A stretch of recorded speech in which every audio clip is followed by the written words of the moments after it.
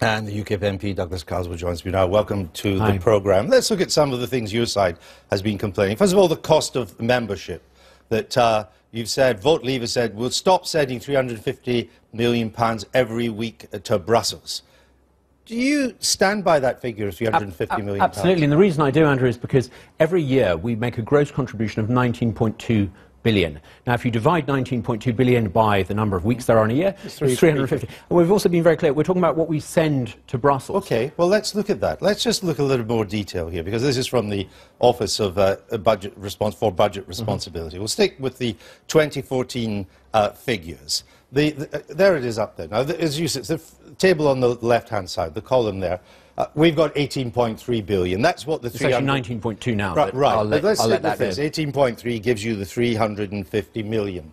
But before we send that, we deduct the rebate of almost 5 billion. We don't send the rebate. Well, I think we don't send. No, the government has told us that we don't send the rebate. We take the 5 billion off. So the contribution we send is 13.5 billion, and that is 260 million a week. Let me tell you why I think it's entirely right and fair we include the rebate.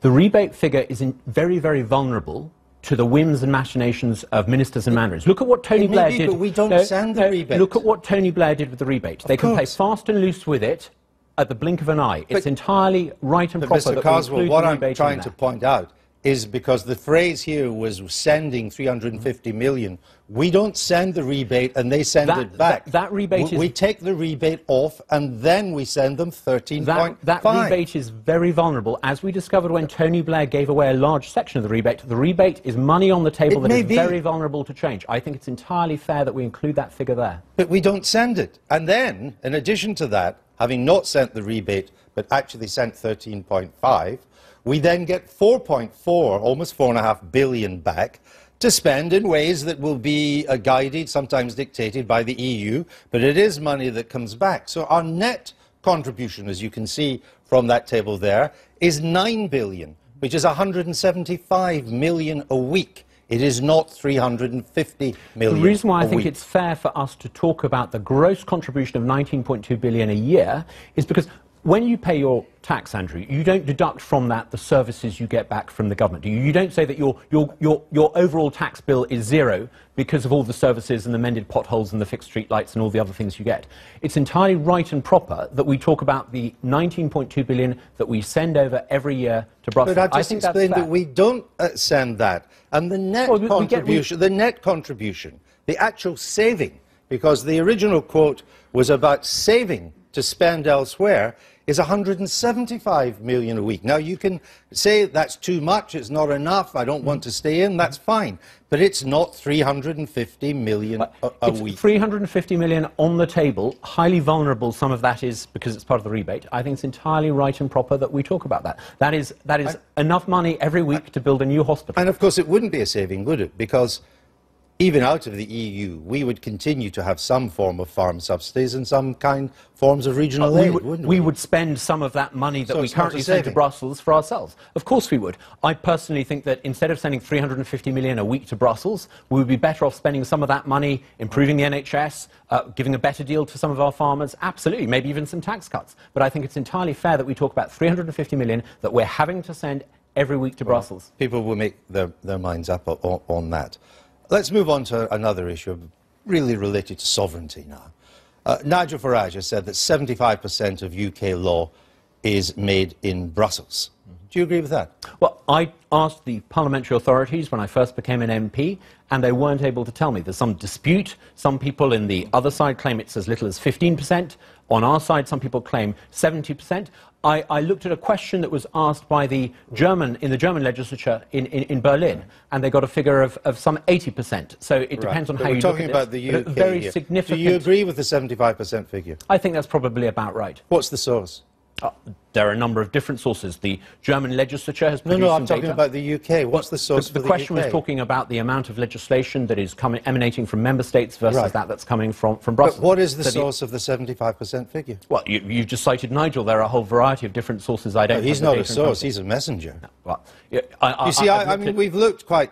There has been a lot of research done on this, and we've looked quite carefully at it. Yeah, I've asked questions in Parliament and never got a straight answer. We can find no credible study even by pro-Brexit groups, that puts the figure at 75%. I've seen studies that show 25% of primary legislation, 13% of statutory instruments, EU-related. But I can find nothing that gives me 75%. And I don't think this morning you can help on that. Well, I've raised questions in Parliament, and I'm happy to forward on the answers that I've given, that I've got. But there is an answer to a but question they don't show raised. 75%. Well, the German Parliament has produced a figure of 80-something%. Right. I'm happy to share that with you. For the German Parliament. Well, talking about the ratio of legislation that comes from member states versus that emanating from Brussels, I think it's a fair point to make. Let's move on to migration, because Vote Leave says if we vote Leave, we can take back control of our immigration policy. Now, no country has full access to the single market without first agreeing to the free movement of peoples. We'd have to do the same, wouldn't we? Well, I don't think we should necessarily commit ourselves to being in the single market. We want access to the single market. Now, we know, as you brilliantly demonstrated earlier this week when you quizzed Matthew Hancock, you can have tariff-free trade from Iceland to Ireland to Russia. In fact, I think only Belarus doesn't have tariff-free access. So we could leave the EU and have tariff-free access. Now, Canada, who are not in the EU, have recently negotiated a deal to give them full market access without labour mobility. The Canadian deal includes tariffs. Does not, even but not tariffs, labour mobility. Even tariffs on some manufactured products. It includes tariffs on agricultural products, and it also does not include anything to do with services. But we are 80% a service economy. But we would benefit, as every country in Europe, apart from Belarus does, from tariff-free access. Tariff-free access that stretches from Iceland through to Russia. And we would remain part of that tariff-free access. But how do you know that? The Council of the European Union is unequivocal. 2 years ago, the internal market and its four freedoms, one of which is freedom of movement, are indivisible. You can't have one without the other. We know that last year we had a trade deficit with the other EU member states of about 60 billion. The idea that they would somehow impose tariffs from cross-channel trade from which they're the principal beneficiaries seems to me absurd. On the point of regulation, sometimes it's said that we need to be part of the single market for regulatory reasons, but increasingly we live in a world of globalized markets. We're seeing this global regulatory convergence that in many ways is making the EU redundant. I think it's perfectly possible for us to have market access from a regulatory perspective without being part of the single market. Can I, though, if you're selling into Europe, you have to meet Europe's regulations. And many of those regulations are now set at an international standard. Exactly. Basel III, many of the food standards regulations. You have to do that. Yeah. But do I take it that you're indicating that if we leave, we would not seek total access to the single market, as we have at the moment? We would seek instead a free trade agreement, which is less than a single market. We would seek access to the single market, but we wouldn't want to be bound up and regulated by the single market. So we wouldn't seek full access. We would not initially seek full access to the single market. I think if we had tariff-free access and if we didn't have regulatory obstacles put in our way, it would be free access. But we wouldn't seek to be part of the single market. But the free trade agreements that you've specified, particularly the one with Canada, as I say, it's not a single market agreement. It includes tariffs. Well, it includes... it does not include services. Well, we'll look at a couple of countries closer to home. Take, for example, Switzerland, for example. Now, Switzerland, at the moment, has 4.5 times more trade per head with the EU from outside the single market than we manage from within. So, by definition, Andrew, it must be possible to get a better deal than we have today. Full single market access for its services. But they do a lot better in terms of trading with the EU than we do from within. But it doesn't. You accept that a free trade agreement... They do 4.5 times more trade per capita outside than we manage from within. But by definition, they've also moved huge chunks of their main banks, their financial services, to London so that they're inside the EU and can trade. Another vote of confidence in the City of London. All right. Just within UKIP itself, on Friday, Suzanne Evans and Peter Reeve, your fellow Vote Leave supporters, they were sacked from their roles as UKIP speakers. Miss Evans has now been sacked twice in her official role. Are you next for the job? Suzanne Evans is magnificent. She's so brilliant. She's brilliant at this sort of stuff. You should have her on the show more often. We're going to hear a lot more from Suzanne Evans. Are you next for the chop? Look, Nigel described me as irrelevant.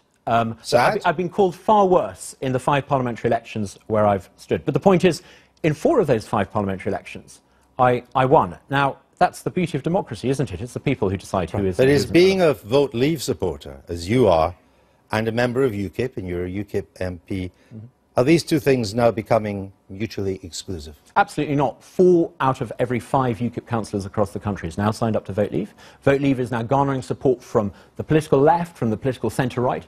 It is garnering support from people who aren't. So why doesn't Nigel Farage then? Well, you need to address that question to him. Well, he's your leader. Andrew, there's no point in hiding it. There are differences of opinion. He is in favour of signing up to Go. I'm in favour of Vote Leave. And there's a strategic difference as well. I think we need to win this referendum with an unrelentingly upbeat, optimistic, positive campaign. I'm primarily interested in winning the referendum, not in mobilising the base. Your leader says you're irrelevant. Should you not resign the whip and be an independent MP? As I said, I've stood for Parliament 5 times. I've won 4 times. And it's the voters who decide who is and who isn't relevant. All right. Mr. Carswell, thank you for joining us.